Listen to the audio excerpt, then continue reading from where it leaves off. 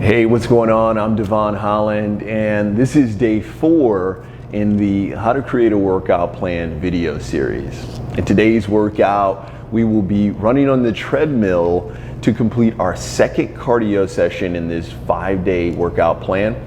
And for those that are interested in following the entire video series, go ahead and click the link and follow along. This video series is designed for beginners and created as a step-by-step template that you can use and follow so you can hit your first milestone in your fitness journey. So if you're ready, go ahead and take notes and let's get moving.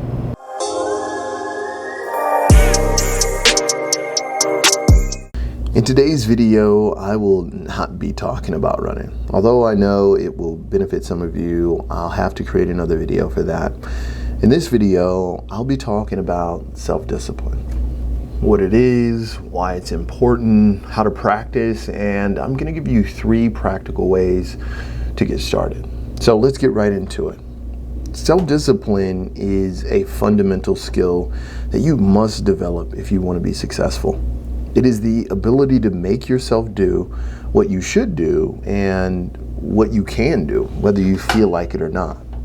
While pursuing your goals, there's going to be many tasks that you almost never feel like doing. And this is why your goal must be so compelling and emotionally charged that it becomes relatively easy to complete those mundane tasks.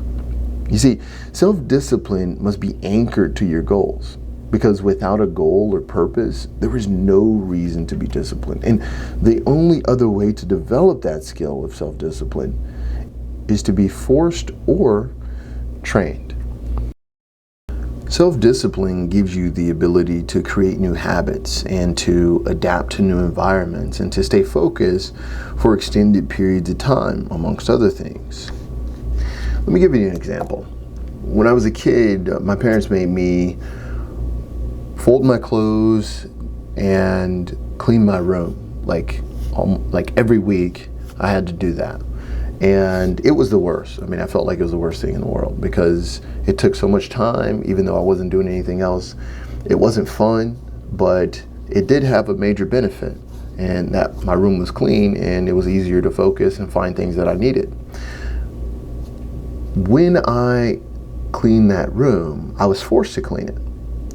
But I developed the habit because I still do it today. I still fold my clothes the same way. I still clean my room in the same way.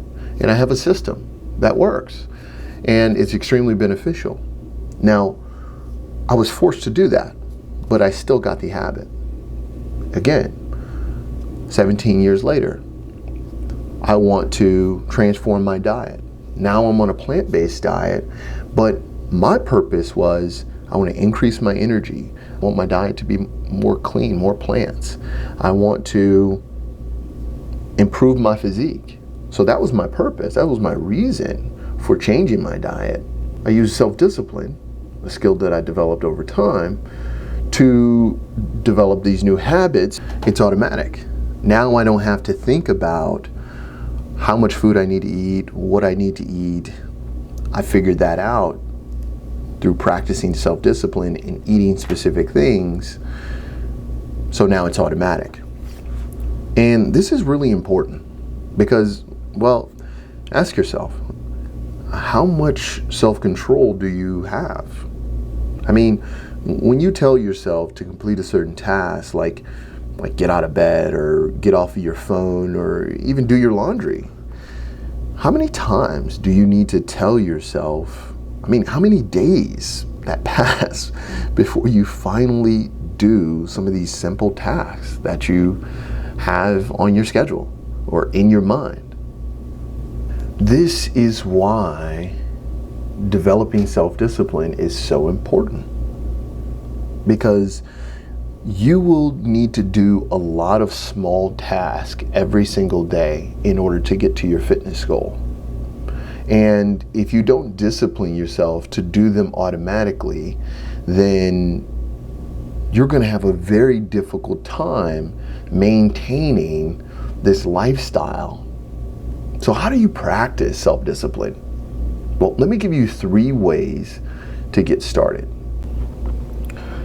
When it comes to planning your life or planning for a goal, the first thing you need to ask yourself is, what is my goal? What is my result? What am I working toward? Because when you begin to get clarity and that goal becomes more purposeful, then you can begin to emotionally charge that goal. You can put some energy behind it, some excitement behind it, and that's going to compel you to follow through, and it requires less self-discipline because you want to do it. The next thing is you will need to identify your obstacles.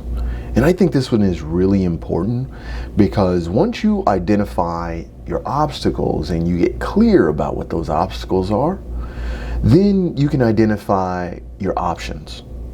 If plan A doesn't quite work because you experience an obstacle that you thought of beforehand, then you can do plan B, right? So you want to be able to plan for whatever obstacles you can imagine will occur. And the last thing I want you to do is monitor your progress. What mistakes did you make? What obstacles did you not overcome and they overcame you? Find out where you failed so that you can think back and say, what would I do different if I had that opportunity again? And that's how you get ahead next time. Because maybe you didn't see that obstacle coming. Maybe you didn't have that depth of imagination where you can see this thing coming to pass. So you weren't prepared, and your plan B wouldn't have worked either. That's very possible, and that's okay. Because now you can look back at that and say, okay, what would I do different this time? And create more options. It's going to be critically important. Now, if you can't think of a goal or something purposeful, try this. Use this workout plan as your practice. Go through the video series, create your goal. Maybe it's as simple as, I want to go through this workout routine to practice self-discipline. I want to go through this workout plan just to train my self-discipline. And I want to get to the other side over this 5-day period, and I want to see myself fulfill this simple task. Now, that might be great for you for where you are. And honestly, if that's where you are, that is okay. But use this as a goal. And the next thing, identify your obstacles. What will get in the way of you getting the workout in or watching the video? Do you need to schedule it? Do you need to add a reminder on your phone? Because you'll forget, because forgetting is an obstacle. So maybe you need to remind yourself. Maybe you need to write it down. Find out what your obstacles are going to be, and then find an option like putting a reminder on your phone to make sure you actually follow through. And then the last thing, monitor your progress. This is easy to monitor because all you have to do is see when you actually worked out within this 5-day period. Super simple. And these videos are fairly short, so it doesn't take anything to follow through. Hey, thanks for watching this content. I really appreciate it. This one went a little bit longer than expected, but I really wanted you to have this information because I know that there is someone out there that can benefit tremendously from this. And leave me a comment in the comment area if you got any value out of this. Don't forget to like and subscribe, and if you have any questions, go ahead and leave it in the comment area. Thanks again, and until next time, let's keep moving.